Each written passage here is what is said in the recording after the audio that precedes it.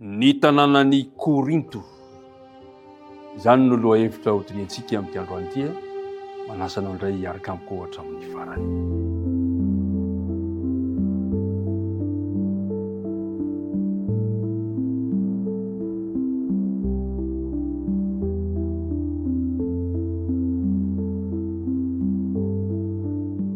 Miarabantsika indray ry mpiara-midinika namana, nahatratra ty androany ity mbola nitehirizan'Andriamanitra ato anatintsika ilay fofinaina mahavelona, ataontsika ahoana tsy hisaotra azy, misaotra an'Andriamanitra isika dia miarahaba antsika rehetrarehetra tsy maty foa manaina noho izay famondram-po sy fitantanan'Andriamanitra antsika izay. Nefa hifanofahofatana antsika tompoko, ny fiadanana tombony ho aminao sy ny ankohonanao.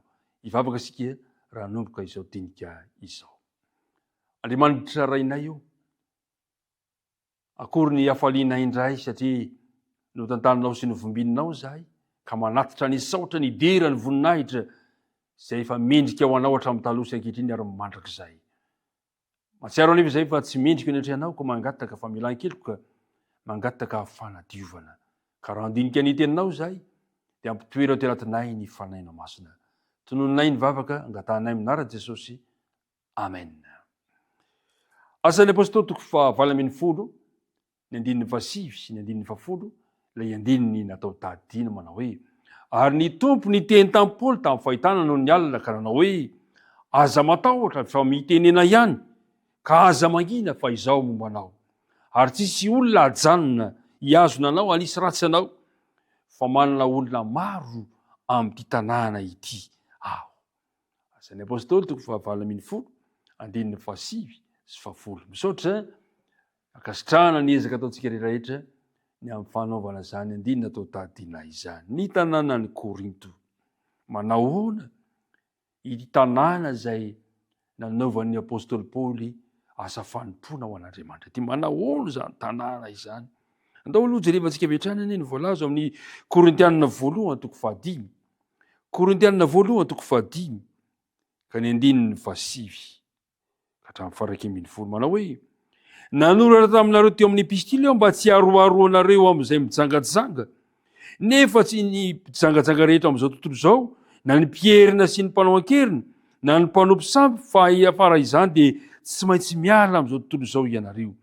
Fa nanoratako taminareo dia ny mba tsy haroaroanareo aminy raha misy atao hoe rahalahy, nefa mpijangajanga na mpierina na mpanompo sampy na mpanaratsy na mpimamo na mpanao ankeriny dia aza miara-mihinana amin'ny akory amin'ny toy izany ianareo. Amin'ny Korintianina 1 toko faha 4 toko faha 8 ka ny andininy faha 4. Korintianina 1 toko faha 8 ka ny andininy faha 4.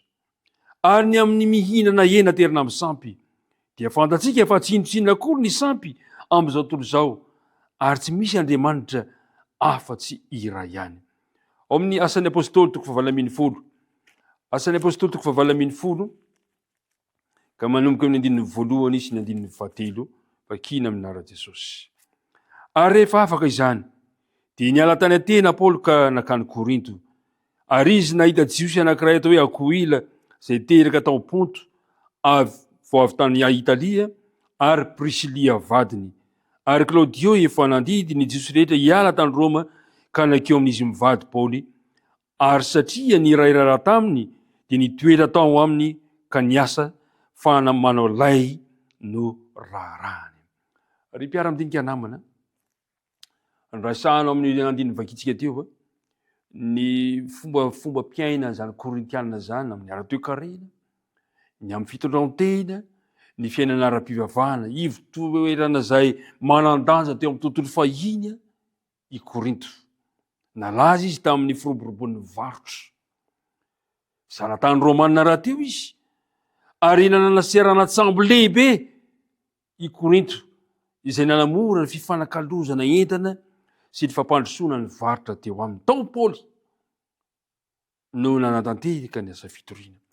Nifidy an'ity toeran'ity Paoly no nilazany sy ny toerana ara-jiografia izay misy eo mba ahafahany mora miampita ny faritra hafa manerana izao tontolo izao. Zany hoe toerana ahafahana mifamezivezy zany ity Korinto ity, ary tahaka izany koa tao koa nahafahany Paoly nanamora ny asa fivelomany amin'ny fanamboarana sy fivarotana lay zay firoboroboly nivatra tany Korinta tamin'izay fotoana izay. Zany hoe Paoly zany a dia sady manatanteraka ny asa mampanao alay azy no manatanteraka ny asa mampanopin'Andriamanitra azy. Hita tao ihany koa nefa fa betsaka ny fitondrantena zay tena tsara tao amin'ity tanàna Korinto ity.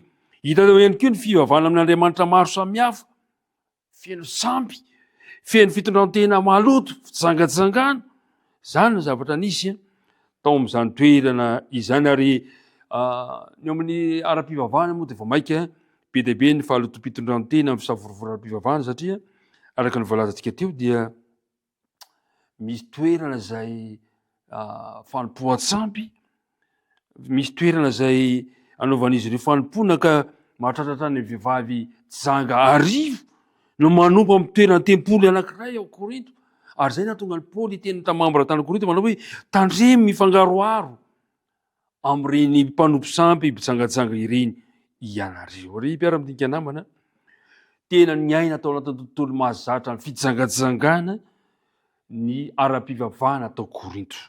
Tena olana izy io ary nanjary tao fiainana mihitsy aza ny fanompoan-tsampy sy ny fahalotoam-pitondrantena. Nanjary fiainana mihitsy izany toe-javatra zany ary mampalahelo kanefa tao amin'izany toerana izany no nitondran'Andriamanitra an'ity apôstôly ity. Ry mpiara-midinika namana, mety eo amin'ny anatin'ny tontolo feno olana tahaka an'izany koa no hitondran'Andriamanitra antsika amin'ny fanaovana ny asan'Andriamanitra.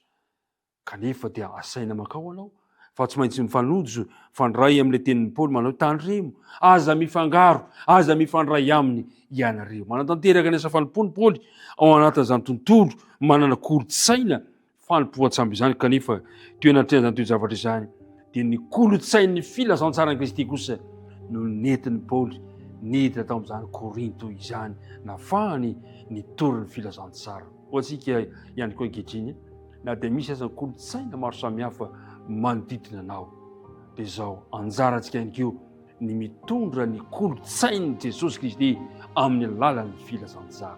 Hombanao izy, hitantana ny fiainanao izy androany ka raha nahatanteraka ny asa fitorian'i Paoly tany Korinto dia azonao koa mahatanteraka ny asa fitoriana eo amin'ny toerana zay nametrahan'Andriamanitra anao. Samy mahery ao amin'ny fanompoana an'Andriamanitra dia ry hiaraka hivavaka isika. Raha eo feno olana tokoa manodidina anay, feno kolotsaina indraindray tao manohitra ny sitraponao kanefa dia miaina eo anatrehan'izany izahay. Ampio izahay mba tsy ray tendrona hifangaro amin'izy ireny fa kosa hitondra ny kolotsain'ny filazantsara ny kolotsain'i Kristy. Ampio izahay mba hatanteraka an'izany satria malemy ihany izay ka ny faneno masina no hanampy anay. Tononona ny vavaka angatahana amin'ny anaran'i Jesosy irery ihany. Amen.